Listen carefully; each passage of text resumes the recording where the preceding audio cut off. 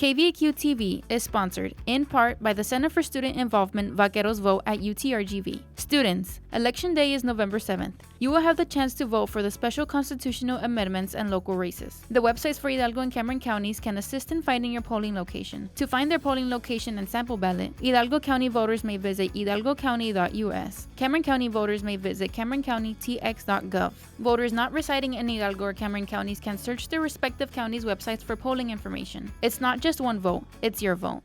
Coming up, UTRGV Campus Police investigates disturbing video shown during a Zoom presentation. Details ahead. Plus, the UTRGV School of Medicine receives a grant to fund a maternal health research center. And the City of Harlingen is hosting Art Night to showcase local artists and vendors. Kvaq-Tv starts now.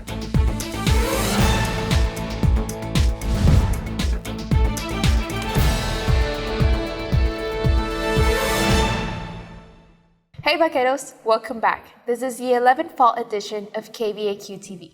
I am Andrea Flores. And I am Julia Guerrero. Today is Monday, November 6th, and at the top of the newscast. Here on campus, an investigation is underway. An Edinburgh professor's virtual presentation Zoom bombed with what police describe as a disturbing video. Monica Chavez with the details. 2 weeks ago, a police report was filed after an unidentified person shared a disturbing video during a Zoom presentation hosted by a faculty member in Edinburgh. Prosecution or Persecution, an event for political scientists and the community, was held on Zoom from the Edinburgh Health Affairs building and disrupted by a VPN user. According to political science lecturer Robert Velez, an unidentified person took control of the screen during the Zoom call and played a graphic video that displayed violence and terrorism.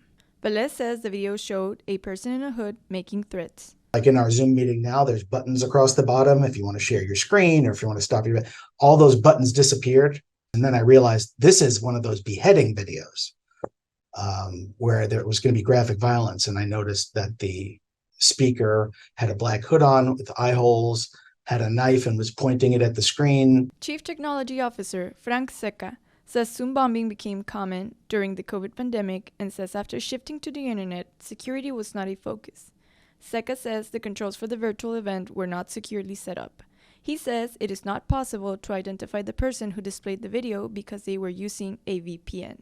All I can tell you is they used an IP address from, I think it was Belgrade, Serbia, and it's a VPN service. So the user could have been anywhere. Could have been here in the Valley or anywhere in the world. Seca says it is important for faculty members and students who use Zoom to implement all of the security measures to prevent Zoom bombing, such as creating a waiting room to accept participants, setting a private meeting, use alternative resources such as a webinar. UTRGV Assistant Chief Police Esmeralda Guerra says the case remains under investigation. A lot of witnesses that were apparently attending, so there's a lot of interviews that have to be done.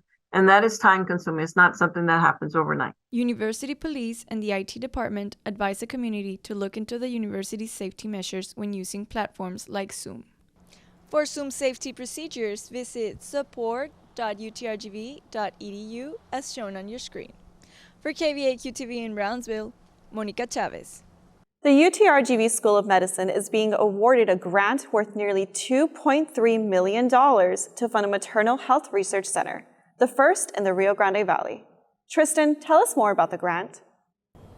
The grant's principal investigator, Associate Professor Candace Robledo, says the UTRGV will be using the funds to conduct a 5-year study looking to improve maternal health and provide a medical support system for women in the valley. So when I joined the faculty here in 2017, we started planning, what would it look like if we conducted maternal and child health research? Robledo says she joined the UTRGV School of Medicine after studying public health and how communities of people can be affected and treated for particular issues. One issue that she says has greatly increased among Hispanic women is the maternal mortality rate. As revealed in a study from the American Medical Association in July, mental health is one of the leading causes of pregnancy-related deaths in Hispanic women. To address the struggles that Robledo says women of color experience with healthcare support, the School of Medicine will team up with organizations such as the South Texas Promotores Association to create a local network of healthcare workers called Promotoras. That's the hope, and that's the goal for us, is to conduct good quality research within the 5 years that can help us inform how to meet the needs of the women living in the Rio Grande Valley. The opportunities afforded by the grant have become a point of interest for students like the president of UTRGV's Intersectional Feminist Student Organization, Natalie Palacios. Palacios says she thinks the research can open the doors for greater conversation about women's health in general. That's a really great thing because I think maternal health is also intersecting to this community. We live in a marginalized community where reproductive justice and abortion access has definitely impacts this community a lot more. Robledo says that she encourages those interested in being involved in the research to reach out to the School of Medicine through its email, askutrgvsom@utrgv.edu. For Kvaq-Tv in Edinburgh, Tristan Cortez. Student education goes beyond the classroom with UTRGV's community engagement services. Through various initiatives and acts of service, UTRGV students are making a difference in the community by using the service learning platform Engagement Zone. UTRGV actually is nationally recognized with the Carnegie Foundation in community engagement. So we are a Hispanic Serving Institute, so we're one of 49 that have been recognized nationally. An official volunteer program offered through the Office of Engaged Scholarship and Learning, the Engagement Zone is UTRGV's #1 tool to connect students and campus organizations with over 300 nonprofit agencies that offer community service opportunities. According to the office's service learning coordinator, Naida Gutierrez, the opportunities benefit students by giving them service hours and the chance to collaborate and network with others. Increasing those collaborations that our students are doing and really reflecting what our student body is doing is going to be beneficial to our community to showcase that UTRGV represents our community. Program coordinator for sorority and fraternity life, Francisco Leal, says getting involved with community acts of service is beneficial for your career path and character development. It does definitely bring a lot of opportunities. I think as a student, at times, you get focused primarily on the school, the academics, and you may lose sight of the holistic approach when it comes to applying for jobs. Philanthropy chairwoman for Delta Zeta, Melanie Elizondo, says community service and involvement is very beneficial to the members individually and as a whole. It's very important. It doesn't only help us get in closer with our community, but it also helps us develop empathy and leadership skills. To sign up or get involved, visit VLink or the Engagement Zone webpage at ez.utrgv.edu. For Kvaq-Tv in Edinburgh, Julia Guerrero. According to 2021 U.S. Census Bureau data, Texas ranks number 11 within the highest rate of car ownership nationwide, meaning over 90% of households have at least one car. Traffic. We all hate it, but what can we do about it? As the population increases, so does the number of drivers out there, and the demand for more road space also increases, having an effect on people's lifestyles. Executive Director for the Hidalgo County Regional Mobility Authority, Pilar Rodriguez, says the population increase adds pressure to the transportation system. Typically, that requires you to expand the roadway, in other words, add more lanes. According to Rodriguez, road expansion is not the most sustainable way to alleviate traffic in a region with a growing population. He adds the best way to address the issue is adding mass transit facilities. You want to add bicycle facilities to take some of the pressure off of the need to have to expand the roadway networks for passenger cars and trucks, for example, at such a rapid pace. Co-president for Alternative Transportation Alliance at UTRGV, Ali Ramos, says the organization's goal is to change the infrastructure around local cities and the university to be less car-centric. Ramos says car-centric cities lead to poor air quality and do not promote exercise. Car-centric, I can't just go for a walk if I want to without being worried about getting hit by a car, someone running a red light,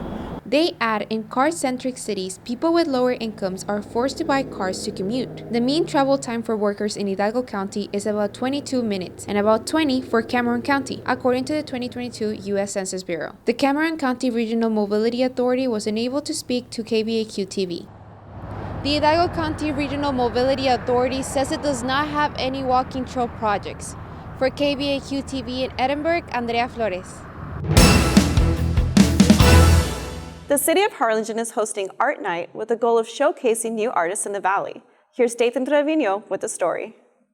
Starting over 9 years ago and created by Suda Brook, Harlingen Art Night is held every last Friday of the month. The event, held in Jackson Street, Harlingen, holds plenty of vendors who come to share and sell their art, as well as crochet items, jewelry, and custom crock charms. Co-organizer of the event, Mia Garza, says the main goal of Art Night is to promote artists who are just starting out so they can further their careers. To help them kind of get off the ground.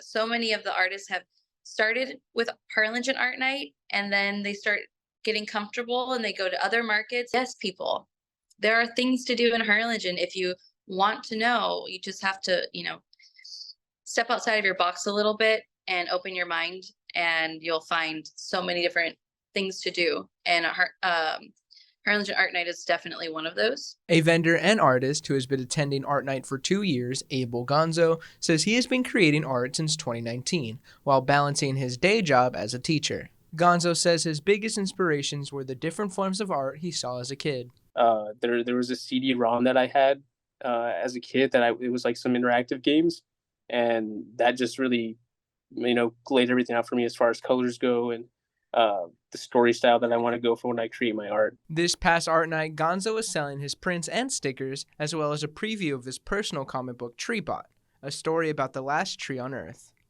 Gonzo says Art Night helped him grow his business by allowing him to make new friends and customers. I would say that I have people that come regularly support my art by buying different stickers I make and different prints.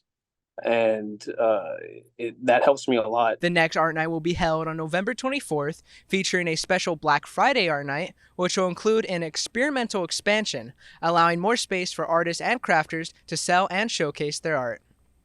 For Kvaq-Tv, Dathan Trevino. And that's a wrap for us today. Make sure to watch us Monday through Friday on BCast monitors and social media.